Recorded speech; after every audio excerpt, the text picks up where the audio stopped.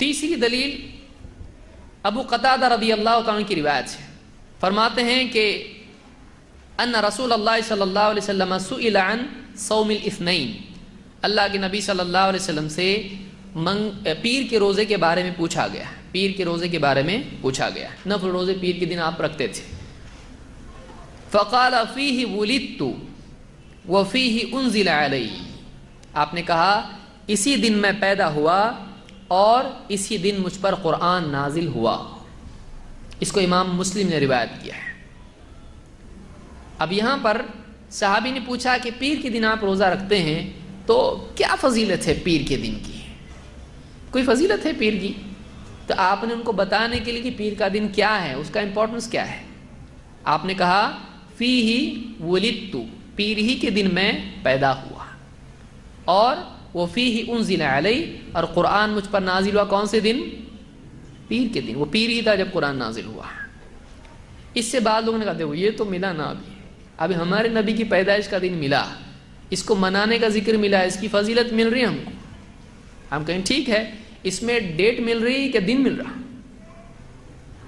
ہمارے نبی تو ہر ہفتے منا رہے اور تم لوگ سال میں ایک بار،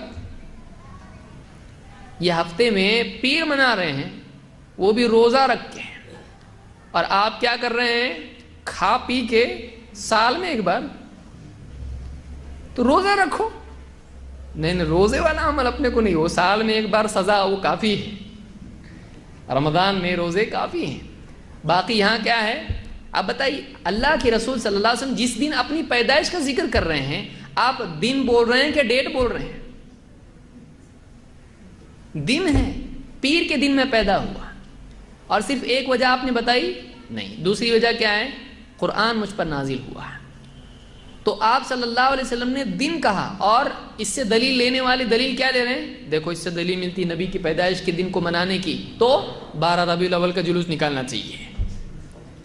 اگر یہی مطلب اس میں ہے تو آپ بتائیے ہم سے زیادہ اس دلیل کو کون سمجھتا ہے؟ اللہ کے نبی صلی اللہ علیہ وسلم بولنے والا نہیں سمجھ رہا ہے۔ تو کیا آپ نے اس طرح سے عمل کیا؟ کیا آپ نے اپنی پیدائش کا ڈیٹ منائی اس کی سالانہ، یا آپ صلی اللہ علیہ وسلم پیر کے دن روزہ رکھا کرتے تھے؟ آپ بھی رکھیے پیر کے دن روزہ، یہ اپنے سے نہیں ہوتا ہے، ہر پیر کو روزہ رکھو، اتنے جلدی مناؤ عید، ایک بار بول رہے سال میں 52 مناؤ نا، لیکن کیسا مناؤ؟ روزہ رکھ کے مناؤ۔ تو یہ 30 نہیں ہوتے، ڈبل 52 کب ہونا؟ اس کو لوگ تیار ہیں منانے کے لیے؟ نہیں۔ آدمی کیا کرتا ہے؟ دلیل ایک لیتا ہے، اس سے اپنی منمانی نکالتا ہے، جو نکل رہا وہ لو اس میں سے۔ ہمارے نبی صلی اللہ علیہ وسلم روزہ رکھا کرتے تھے پیر کے دن، اور وجہ آپ نے 2 بتائی، اور تیسری ایک وجہ آپ نے بتائی، اس دن کی خصوصیت کیا ہے، پیر کی خصوصیت کیا ہے؟ آپ نے فرمایا تعرض الاعمال یوم الاثنین والخمیس، یہ اصل وجہ ہے۔ آپ نے فرمایا اعمال اللہ کے ہاں پیر اور جمعرات کے دن پیش کیے جاتے ہیں، لوگوں کے عمل پیر اور جمعرات کو پیش کیے جاتے ہیں۔ فأحب ان يعرض عملی وانا صائم، تو میں اس بات کو پسند کرتا ہوں کہ میرا عمل اللہ کے ہاں جب پیش ہو تو میں روزے کی حالت میں رہوں، یہ وجہ ہے اس کی۔ اس کو امام نسائی نے روایت کیا اور صحیح روایت ہے۔